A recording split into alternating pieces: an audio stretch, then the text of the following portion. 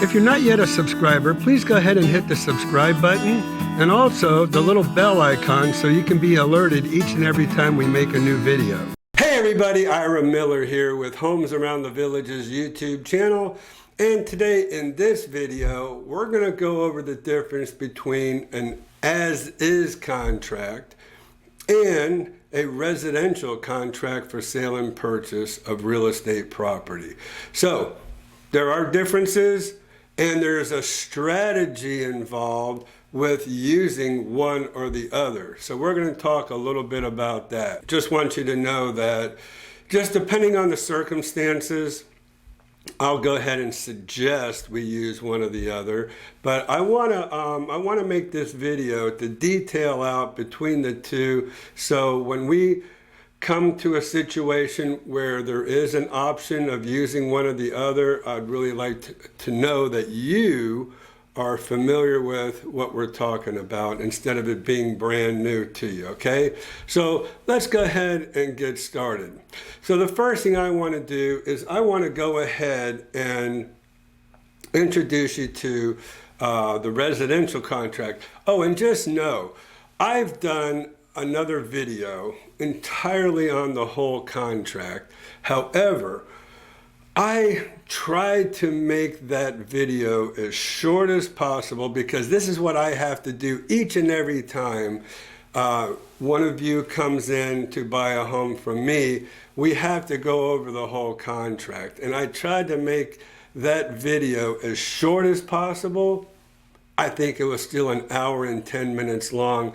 That's what I have to do every single time that we make an offer on a home for you.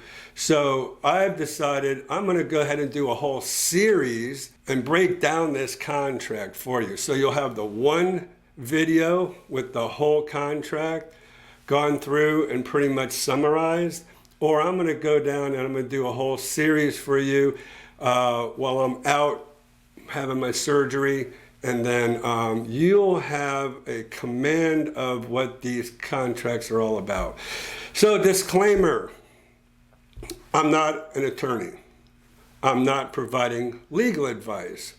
All I'm doing right now is I'm interpreting these contracts for you so you can understand them like I do each and every time we go ahead and make an offer on a home. So I decided I'm going to go ahead and do this in video for you so you can watch it over and over again. So when you do come to me and we do make an offer on a home for you, then you will know exactly what I'm talking about. I might not even have to go over the contract with you because you're going to be so smart and so knowledgeable and know everything about it that you're going to tell me, hey, I'm good to go.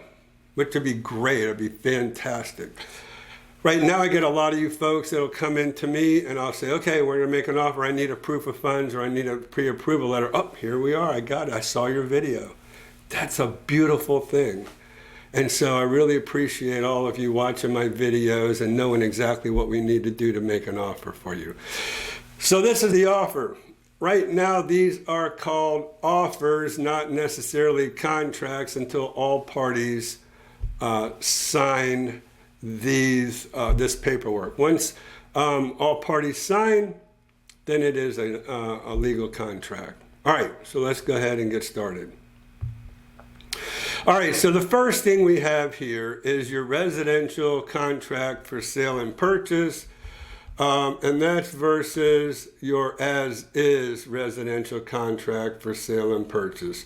So for this video, we are going to go ahead and all we're going to do, we're not going to go over the whole contract. Like I said, we're going to go ahead and just break down what the differences are between the two. That's all we're doing for this video. And so I want you to know the distinct differences, and we'll discuss a little bit of why we'll use one over the other and the strategies that we're using. All right. So let's go back to residential contract for sale and purchase. So for the first page, there's really no difference between a residential contract for sale and purchase and an as-is contract. So this is page 1. Page 2. There really is no difference between the two. And notice down here, this is page 2 of 12.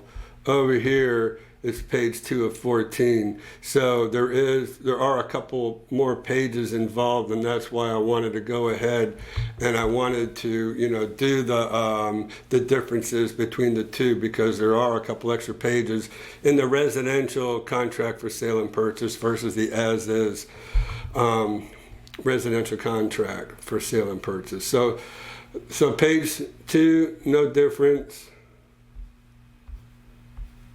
Page 3, here's where the differences start. Okay, so number 9. You see this right here? Let's go ahead and go to paragraph 9. All right, closing costs to be paid by the seller. So, paragraph 9A, costs to be paid by the seller.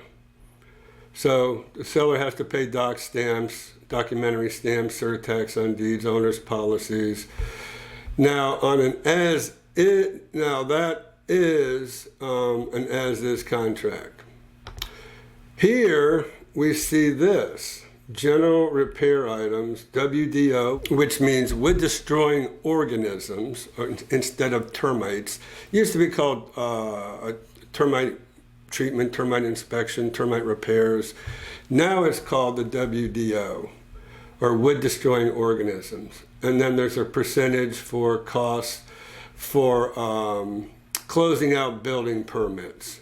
All right, and again, when we go into detail in the series of, I'm probably going to break down these contracts probably in 2 pages, and we'll do about a series of 6 videos, and we'll do 2 pages at a time, and we will go into detail what this contract says and lay it all out for you, so you have a very good understanding and command of this contract, okay? All right, so what is this? This is a percentage. So when you enter into a residential contract for sale and purchase up here, right, the seller is required to make repairs to the property, and we're going to get into what repairs in just a second. But now, me working with you as the buyer, we're the ones that are producing these offers, okay? We're the ones that are producing all the information in here. So the default is 1.5% if left blank. Or I might put in here $2,000. I might limit the seller to only $2,000, and or even less possibly. Now you might say, well, wait a minute, what happens if the repairs are more than that? Am I on the hook for buying this property if there's any more than $2,000? The answer is no. Okay, so and why is that? Well, we're going to talk about that in just a second as to why. So a lot of times I like to go ahead and limit these repairs to only $2,000, because a lot of you might say, well, wait a minute, if I'm buying a $400,000 house, that means if I put 1.5% in there, that's $6,000 that a seller is going to be on the hook for.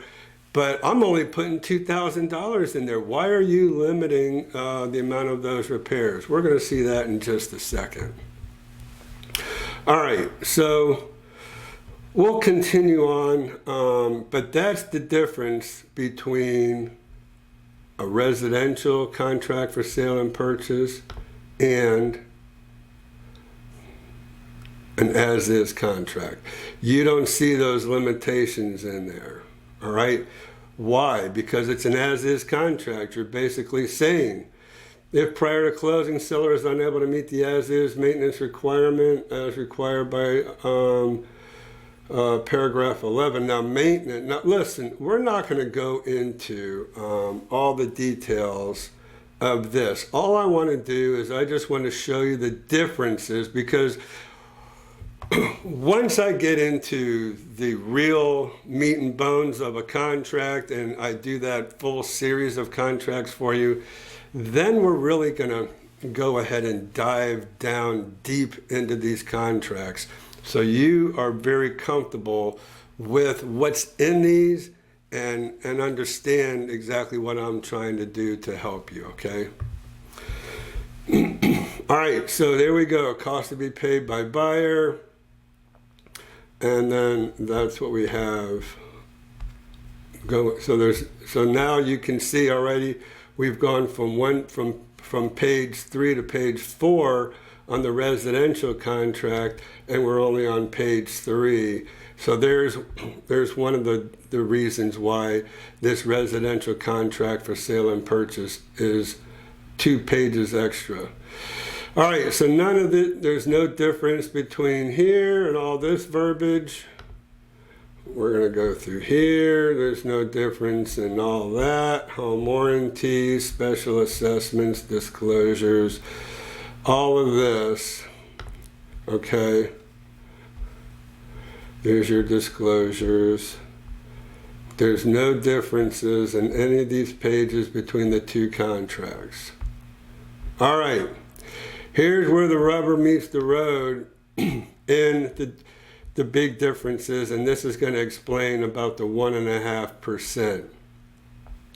All right, let's go back to the residential contract. All right, property inspection and repair. Property inspection, right to cancel. Huge difference between the 2 contracts. So we're going to set an inspection period. The default is 15 days. A lot of sellers don't want you to put 15 days in here. They'd prefer a week to 10 days, because if there's something really wrong with the home, they don't want to wait 15 days for you to tell them, all of the stuff that's wrong with the property. They want to know right away. All right, so there you have an inspection period. And then you have your inspection period here as well. So you do have the right to an inspection, and 100% of the time, I'm going to go ahead and suggest that you do the inspection, right? I mean, inspections in today's time period are around $500, $550. I really feel like that's kind of money well spent. So you have a full inspection on your home, and if that inspector misses anything, he's on the hook for those repairs. So you want to have somebody responsible if they're doing a home inspection for you, and then you come in and find out they missed something. So that's a good reason to have a home inspection in itself. All right, so you have your home inspection period. So you can see now that there is your general property inspection and repair. Now, going back to as is, there's really not that. So let's just talk about, we'll stay on here for just a second and we'll concentrate on this. Property inspections and right to cancel. So, with an as-is contract, you're not stuck with this property as it might assume by the name. As is, you're entering into an as-is contract with a seller. You don't have to be afraid of this, because you don't have to buy this property as is. You're not entering into this contract saying, I'm going to buy this property as is, because you have options. You have your different rights. All right, so here's what your rights are. Buyer shall have X amount of days to have after the effective date. Now, the effective date means the date that both parties signed this contract. All right, so we might have entered into a contract or entered into an offer like on the 15th, but and then we give the seller to the 16th, and then they might counter offer us, which brings us into the 17th. So just because we made an offer on the 15th, when the seller finally, now if the seller counters, let's say on the 16th, and then you accept their counter, they'll write the counter offer items in our offer, and then they'll sign it.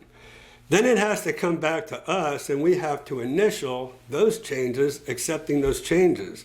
So it could be the 18th. So we might have entered into this offer on the 15th, but it's not until the 18th. Well, the 18th is the effective date when, in a counteroffer situation, when you put the last initial on there. All right, so there you go. That's what that's all about here. So that's your effective date. So inspection period, which is this period up here, within which to have such inspections to the property performed as buyers shall desire during the inspection period. So you have whatever's in here, a week, 10 days, 15 days, whatever, that's the inspection period. Now, if there's 7 days put into this box, we not only have 7 days to have the inspection done, but we have to have that report back, and we have to have that report sent over to the seller within 7 days. Now, that's in the case of a residential contract for sale and purchase. With these right to cancel as is contracts, we have 7 days in which to tell them. We don't have to provide them our inspection. So we can do an inspection. We don't even have to share that inspection report with them. We can just have to come back to them within 7 days, and we have to say, hey, we want to go ahead and continue with the contract. We also have the right to cancel. And if buyer determines in buyer's sole discretion that the property is not acceptable to the buyer, and that's pretty much for any reason, okay? Buyer may terminate this contract by delivering written notice. So an email would suffice as written notice because it's time stamped. I pretty much do everything by email because I want it time stamped because it's so important with these time periods. So we'll enter into if we don't like it, we'll give them written notice of such election to seller prior to the expiration up here of the inspection period. Prior. If buyer timely terminates this contract, the deposit paid shall be returned to the buyer. Thereupon, buyer and seller shall be released from all further obligations under this contract. However, buyer shall be responsible for prompt payment for such inspections, for repair to damage to and restoration of the property resulting from such inspections, and shall provide seller with paid receipts for all work done on the property. The preceding provision shall survive termination of this contract. What does that mean? Well, let's say, for instance, there is evidence of termite damage. And so we might go to the seller and say, hey, we see some evidence of termite damage. We want to pull off one of the baseboards to look under, to try to look under the drywall to see if there's any termite droppings, any wood droppings or whatever. We want to go ahead and try to determine, if there's any evidence, further evidence of termite damage. We might pull a baseboard off. All right, so we're responsible for putting that baseboard back. That's kind of what that means, okay? So that's the restoration of the property resulting from such inspections, and shall provide the seller with the paid receipts of the work done on the property. And it will survive this contract unless buyer exercises the right to terminate granted herein. Then buyer accepts the physical condition of the property and any violation of governmental building, environmental, and safety codes, restrictions, or requirements, but subject to seller's continuing. So the seller has to continue to maintain the property in which you have accepted this home. So they cannot, let's say, for an example, and I've had this happen to me. The ice maker was working when the home inspector was in there. So if the ice maker was working, then that seller has the obligation to make sure that ice maker still works, throughout the closing. Now, if we do a walkthrough and find out the ice maker no longer works, they can't come back to us and say, no, you said you're going to accept this property in its as-is condition. Well, that was at the time of the home inspection. Now the ice maker's not working. They have to fix that ice maker. They're not off the hook for that. So they have to maintain the property in the same condition in which we saw it and the home inspector did his inspection. So just know that that's why we do walkthroughs the day before closing. And then the buyer shall be responsible for any and all repairs, improvements required by the buyer's lender. Let me talk a little bit further about this. So it's not either or, all right? Either you cancel it or you go ahead and you accept the property in its condition. Let's go back to that ice maker situation. Let's say the ice maker's not working. We can come back to that seller. We can say, Mr. Seller, Mr. and Mrs. Seller, we did a home inspection. The ice maker's not working. So we have the right to cancel this contract. But if you will fix that ice maker, we won't cancel the contract. We'll move forward and then we'll accept the property in the rest of the condition that we saw it. We'll do that on an addendum to the contract and put it in writing if they will accept that, and then we'll make it official and we'll move forward with that. So you can always make requests. Let's say the roof was bad, right? Mr. and Mrs. Seller, your roof is done. It's at the end of its life. Mr. and Mrs. Seller, if you'll go ahead and you will replace that roof, then we'll go ahead and maintain our contract with you and we'll proceed to closing. That seller has, they might want to go ahead and do that because what are their options? Their options are, well, let you cancel it. They're going to have to put a roof on it anyways. Now, can they go ahead and put it back on the market for a higher price? Will they be able to get a higher price for this home? That's iffy. They might rather just go ahead and put the new roof on for you and then just cut their losses and move forward with selling that home to you because they already have a legal binding contract with you and you haven't canceled it yet, so they might want to continue to negotiate with you. So there you go. So that's what this is all about. Now, if we have general property for inspections and repairs, in this contract, you are obligated to move forward with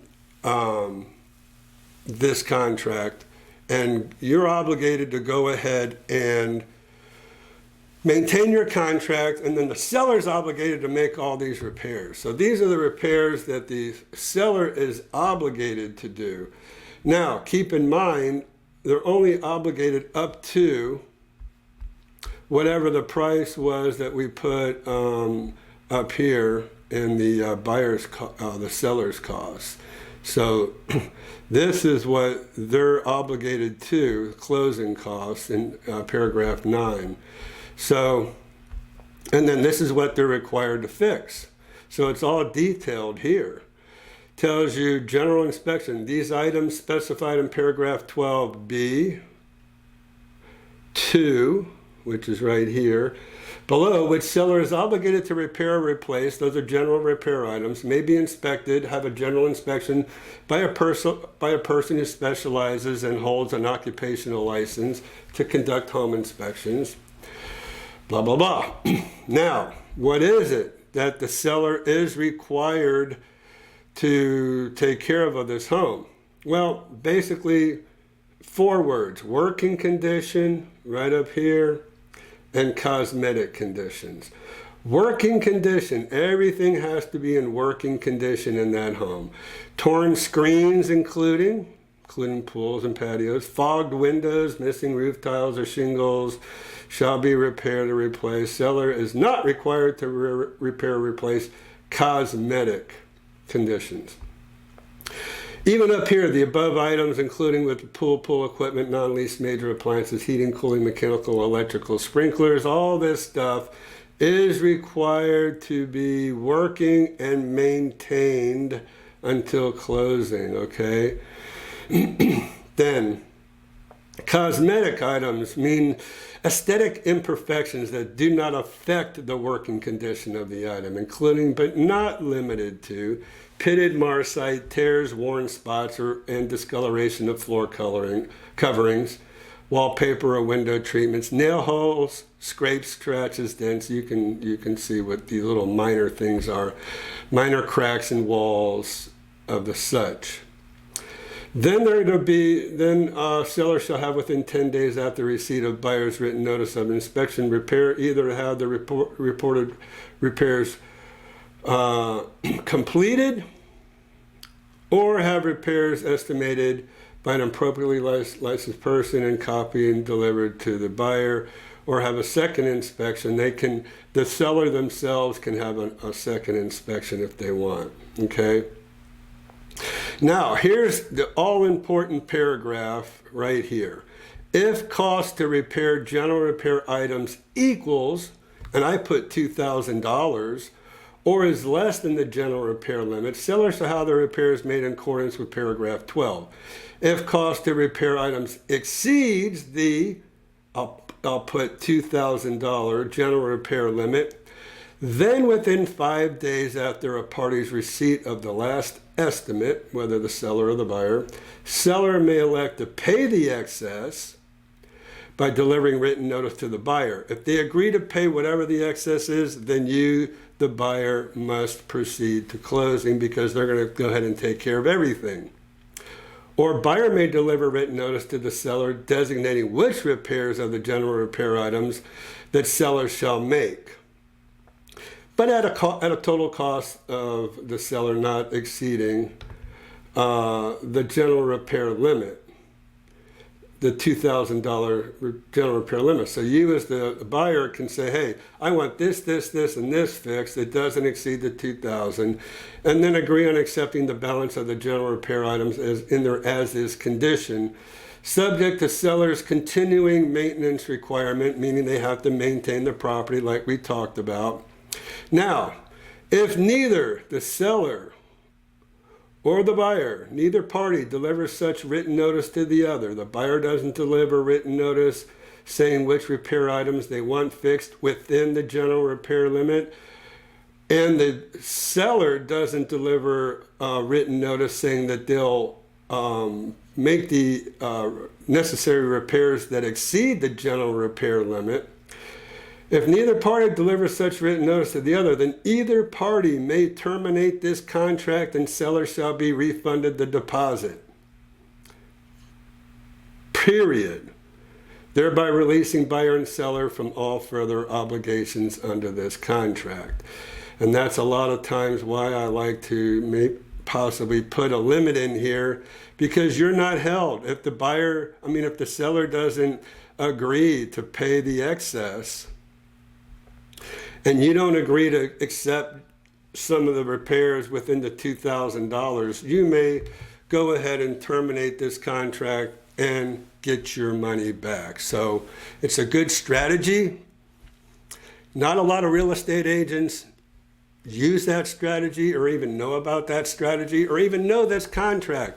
So many real estate agents have no idea what's in these contracts. but I have been in this business for going on 23 years now. I know this contract inside and out, and I've used this so many things in the contract against other agents because they just don't know their contracts. So there you have it. There's the difference between as-is contracts and residential contract for sale and purchase of a property. That's the basic difference. That also tells you a little bit about your strength in negotiations and what this contract is all about. You're going to see this some more if you watch our series on the different contracts. I'm probably just going to make my series only on the residential contract for sale and purchase, because now you know the difference between an as-is contract and a regular standard contract is what we like to call it, okay? Again, I'm just interpreting this contract. I'm not an attorney. I'm not giving you legal advice. I'm talking to you about real estate strategies as well. So there you go. Thanks so much for watching this video. I look forward to seeing you in my next videos. If you're not yet a subscriber, please go ahead and hit that subscribe button. Also, go ahead and hit the notification icon and leave comments. We love your comments in the comment line as well. Ira Miller signing off. And again, like I said, we'll see you in our next video.